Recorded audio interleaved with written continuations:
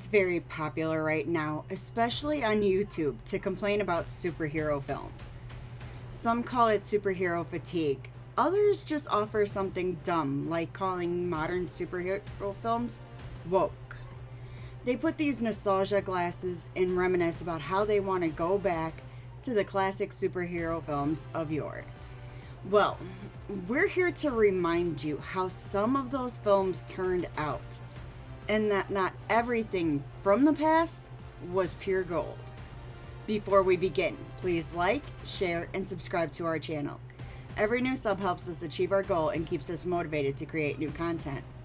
With that being said, I'm your host, Jamie, and here are 10 worst superhero films of all time.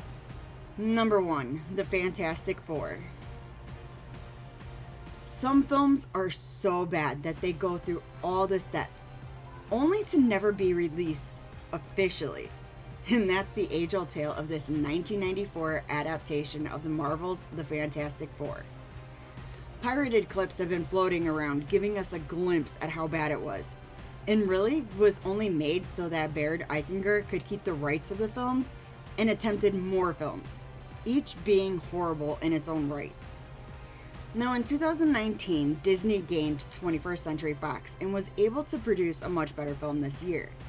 However, this story follows the four heroes, Reed, Susan, Johnny, and Ben, as they're on a mission, but due to a fake diamond in the place of the one that's supposed to protect them, the four are exposed to radiation and crash land on Earth. Dr. Doom wants to use the real diamond to destroy New York City, while the jeweler wants to give it as a gift to the woman he wants to marry. It all boils down to how the day will be saved, and then the love story between Ben and Alicia, the love interest to the jeweler, and a marriage between Reed and Susan. It's worth noting that the cast went on to promote the film, and the proceeds from the world premiere would have gone to charities such as the Ronald McDonald House and the Children's Miracle Network. A very admirable thought. However, it was stopped and the film never released. Stan Lee claimed that this was the intentions, but Eichinger said that it wasn't his intent to create a B movie. Now, I've seen clips of this film and it's horrible. Completely low budget and cringeworthy. There was absolutely nothing that could have been done to make this film any better. I could almost compare it to 90s daytime soap operas, but at least they had a better story. Thankfully, this film will never fully see the light of day, and audiences won't have to sit through this torturous adaptation. Number 2, Catwoman. Halle Berry's mother told her, if you could not be a good loser, then you could not be a good winner. If you could not take criticism, you were not worthy of getting praise. And Halle showed up with her 2001 Academy Award for Monsters Ball in hand, as she graciously accepted her Razzie for Worst Actress, becoming the first actress to do so in person. During her acceptance speech, she thanked everybody for the piece of shit project that should have not been on her radar. Now, DC has had a lot of problems with storylines and bringing them to mainstream media, and 2004's Catwoman was no different. Following Patience Phillips, days before her death and then after her revival, she goes from a meek people pleaser to a complete badass, trying to right the wrongs, playing both sides of good and bad, all the while trying to protect the people from a horrible cosmetic line. The acting in this film is so blatantly bad that it just screams, I don't give a shit. Everything is forced, there's no chemistry, and even the cinematography is lacking. It was very difficult watch for me, and I kept comparing Barry's performance to Michelle Pfeiffer's in Batman Returns as Catwoman. Many roles have been able to cross actors. However, sometimes an actor is made for that part, and it just doesn't happen for Barry. She lacks that insecurity needed to be Patience, but also lacks that sensual seduction Catwoman brings. I don't know. Many have said that this is just horrible. Even screenwriter John Rogers said it was a shit movie with zero cultural relevance back in 2018. However, if you feel like trying to find some joy in this tale, You can find it on Prime, Apple TV, Google Play, or Fandango. But don't say I didn't warn you. Number 3, Supergirl. In 1984, we got the first Supergirl film starring Helen Slater as a titular character. Now, 80s films usually don't bother me considering the technology at the time, but this one did. It felt like everything was being forced, and there's just this whole idea that Supergirl is in cohorts with another woman because of a love interest. There really is no more depth to the film than that, which made me see this entire film at a face value that just lacked. We've gotten better storylines about Supergirl in recent years, where she's out to protect the one she loves, fight evil, and eventually returns back home. Even in the new film that's set to come out on June 26, 2026, has a better idea where she's celebrating her birthday and then sets out on some revenge quest, which will also be part of DCU's Chapter 1, Gods and Monsters. But back to the 1984 film, with its utter ridiculously plot and acting. Slater was okay in her part, but still does not seem like she's a powerhouse that would be a good role model for girls at the time. I just really don't have anything good to say about this film, as it's written like a lovesick teenager who still doesn't get the idea of being in love. If you feel like checking it out, you can over on Max, Hulu, Sling, Roku, Google Play, or both the film and TV series on Netflix, Apple TV, Fandango, or Prime. Number 4, Steel. 1997 superhero film Steel stars Shaquille O'Neal as a titular character, and I have to say, I'm not a fan of him as an actor. He's just a gentle giant, and his demeanor just does not even promote a vigilante. The plot follows John Irons, a weapons designer for the military, as he leaves his position and vows to protect the world from the weapons he's helped create. It's really not a bad concept, but everything else about the film just fails, from the acting, special effects, and cinematography. There's fight scenes where Shaq is just stiff. As targets are hit, bizarre explosions happen, and then his suit is magnetic? It just looks so fake and makes no sense that this hammer-like thing turns off and on a magnetic field to his suit, and at one point, guns and knives, even a watch is pulled to him. The bad guys are often just these little punks who want to be bad, but still act like they're babies. The entire film is just a bogus attempt at a shoe promotion. Reebok tried to capitalize on Shaq's career to get a new line of shoe out, which didn't even help their sales. What's even worse is there were talks about a sequel. Why would anybody want to sit through another Steel film is beyond me. However, if you feel like watching the movie that ended Shaq's acting career, you can check this out on Prime, Google Play, Apple TV, or Fandango. Number 5, Blade Trinity. The Blade trilogy is honestly a guilty pleasure of mine, and even though the third film, Blade Trinity, is considered to be the worst of them, I'll still watch it. In this film, we follow Blade as he's framed for murder of a human familiar. All the while, another group of vampires is out to get Dracula, aka Drake, because his blood will help the rest of them walk in daylight. Whistler ends up dying when the FBI raids their hideout, and Blade is teamed up with Hannibal and Abigail, and the mission is on to take down Dracula once and for all. There are times where I just felt the tension from the actors as they did not get along. The main cast is Wesley Snipes, Ryan Reynolds, and Jessica Biel, and they had some issues. Snipes often referred to Reynolds as that cracker, then accused the director of being racist. And Snipes also wanted to have a sex scene with Biel, but that never happened. Thank goodness. Snipes even only communicated with people via post-it notes and was high during the entire filming. I also have to note that the director, David Goyer, feared for his safety, so he hired bikers to protect him. With everything that happened, everybody ended up rising to be the better person and put all the drama behind them, especially between Reynolds and Snipes, as they came together in 2024's Deadpool vs. Wolverine. Back to the film though. The CGI was ridiculous.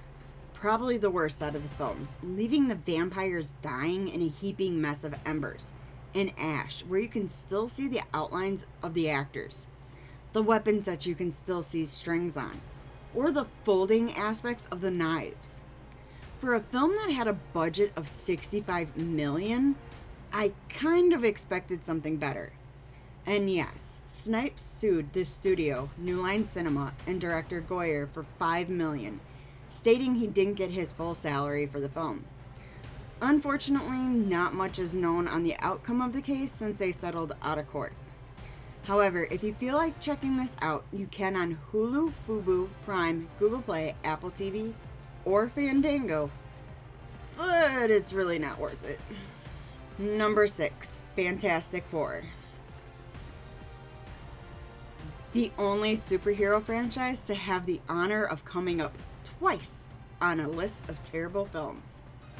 This one, though, isn't entirely the fault of the director, as heavy studio interference caused Josh Trank to have a full-on nervous breakdown and sabotage his own film.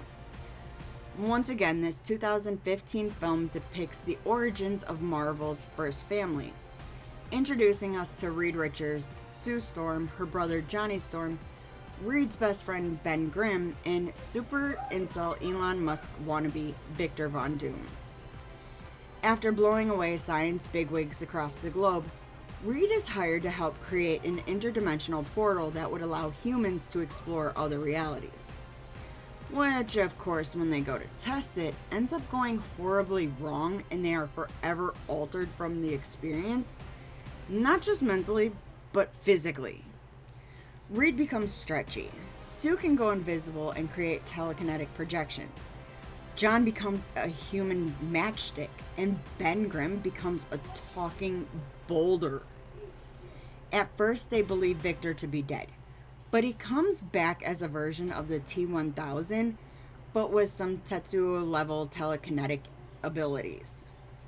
That's an Akira reference for those not in the know, which, by the way, Trank tried getting his hands on to make a live-action version, and I'm kind of thankful it didn't work out. What was interesting about this film, though, was they did try and do something new with the story by telling it in more Frankenstein-like horror lens. But again, with all the studio changes, it ended up just being a disjointed mess with severe pacing issues and a true lack of chemistry that just didn't fit with the tone Fox was trying to set.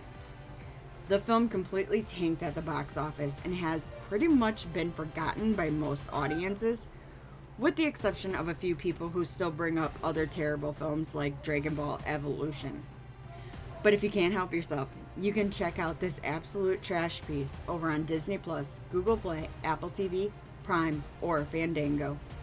Number 7, Madam Web. The film that put the nail in Sony's Spider-Verse coffin, set it on fire, buried it, and then dropped a nuke on it. Which is a shame because it starred some really rare, up-and-coming, amazing... Okay, I can't even finish that sentence with a straight face. Yes, the actors involved are all decent, but they are nothing but pretty faces in most of their films. And that's fully on display in this particular dumpster fire, as even if it had a better dialogue and a better director, it probably still would have been a bland, uninteresting, and disappointing joke of a film. Recently, the original script and Sony's behind-the-scenes plans were dumped online, and pretty much Kevin Feige, head of Marvel over at Disney, did everything in his power to stop it from happening. Even Tom Holland was willing to get sued just to avoid this film. In case you're curious though, the story is supposed to be about Madam Web, a B-rated side character in the Spider-Man comics, who is connected to the Spider-Verse, and she tries to guide the various different Spider-Men to help stave off multiversal disasters. My first instance with the character was actually through the 90s Fox animated cartoon show. But aside from like a story or two, she's not all that important of a character. The film tries to make her a big deal, in that she kind of pulls a Marty from Back to the Future and tries to stop the evil Spider-Man, who's basically Biff, from killing Peter before he's even born. A bunch of random girls who also have Spider-Man-like powers show up, also before Peter is born, because why not? And they fight the dude, and well, eventually he gets killed by Webb throwing an ambulance at him or something. It's a craptacular, that's for sure. However, if you want to waste 2 hours of your life, you can head over to Netflix, Google Play, Apple TV, Prime, or Fandango to check it out. Number 8, Batman and Robin. The Iceman cometh. Okay, so this film did give us a whole bunch of fresh Arnie one-liners that I will forever cherish. Not to mention the Batman Discover card. But let's face it, aside from being vibrant and vaguely in the same thematic elements of the previous 3 films, it was an utter disaster. I did like Alicia Silverstone in that Batgirl costume though. Sadly, it pretty much killed her and Chris O'Donnell's careers. George Clooney, Arnold Schwarzenegger, and Uma Thurman were already well-established major A-list actors, so their careers could take a hit and keep on going. Anyway, so Batman and Robin's plot tries to adapt 3 storylines into one film and somehow manages to miss what's important about all the characters involved. Mr. Freeze goes from being a tragic scientist trying to desperately find a cure for his wife to a gleeful diamond heisting bank robber. Poison Ivy goes from an earth-loving activist to a seductress who wants to restore Mother Nature, but then teams up with Freeze, who wants to turn the planet into a ball of ice? Okay. And then there's Bane, who in the comics is a brawny, super intelligent military tactician, but in the film, just a roided up mute moron. And none of these plots go anywhere. Like, I know that in most superhero films, especially those that came out before the MCU, the plots were simple, and whatever the bad guys planned, the heroes would eventually stop them just in the nick of time. But in this film, it's almost like the bad guys just give up because they don't even know what they're trying to do. It's so brain dead, and well, when I was younger, I used to rewatch the entire quadrilogy on repeat. After we got the Nolan films, this film somehow got even worse. If you don't believe me, head over to Hulu, Roku, Prime, Apple TV, or Fandango and see for yourself. Number 9, The Spirit. Frank Miller wrote and directed this 2008 neo-noir superhero film that's based off Will Eisner's The Spirit, which was a comic strip in newspapers. However, the film strayed so far away from the source material to be considered even the same character. Eisner's character was a lot more light, family-friendly, and relatable, but Miller's character seems more of a sex fiend than anything. Even the trailer gives nothing away about this film, just that the Spirit has basically a harem of women to give him whatever he needs. The plot is basically that the Spirit has to stop the octopus from getting the blood of Hercules so that he could gain immortality. Even in the comic strips, the octopus is the Spirit's #1 arch nemesis. However, this film bombed so hard during its theatrical release, with so many negative reviews from critics and audiences alike. Part of the problem is its style. Not everything can be as good as, say, 300 or Sin City, which were both written by Frank Miller. But The Spirit lacked the intensity of characters, depth, and story.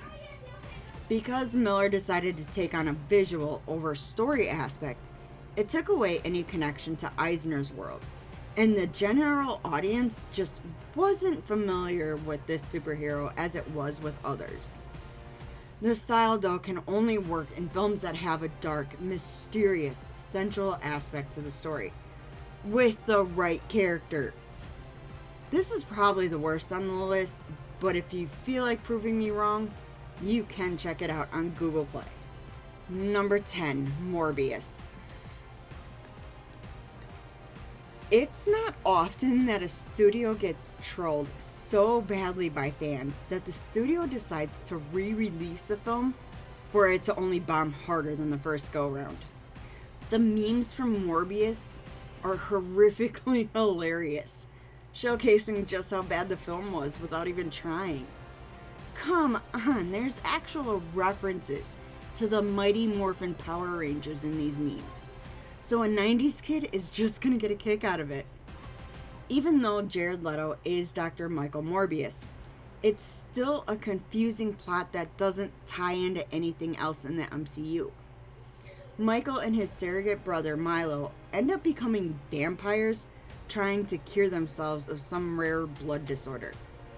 So the blood disorder I can understand. But how do vampires come into play in the MCU? I've never quite figured that out yet, and maybe it's just me missing something. Or is it because there are people out there in the world who seem to never age? Somehow, it all gets tied to the original MCU during the mid-credit scenes where Adrian Toomes is transported to Morbius's universe, leading some to speculate that Spider-Man is somehow involved. Otherwise, it's just another universe that might be connected to the MCU we know. As much of a fan that I am of Jared Leto, music and acting, I just could not get behind this film, and even felt that he didn't bring his A game to this story. Either way, it's one of the only films to ever be trolled so bad by fans that studios thought they had a hit. And if you ever feel like a B-rated film in the MCU, you can check out Morbius on Disney+, Max, Hulu, Fubo, Sling, Roku, Prime, Google Play, Apple TV, or Fandango. Thanks for checking out the video. Did we leave any films off the list? Let us know in the comments. If you enjoyed the video, please like, share, comment, and subscribe to our channel. Don't forget to tap that bell icon to stay up to date with our latest releases. You can reach out to us on Twitter or X at StudiosFat, or chat with us on Discord, linked below. We're also now on Blue Sky. You can find us at studiosfat.bsky.social, which will also link below. If you're really enjoying our content and want to help support us, click that join button for exclusive content, rewards, and perks. Make sure to check out our very own merch store located at fatninja.shop. All proceeds go towards our next film project, so we'd greatly appreciate it. I've been your host, Jamie. Thanks again and take care.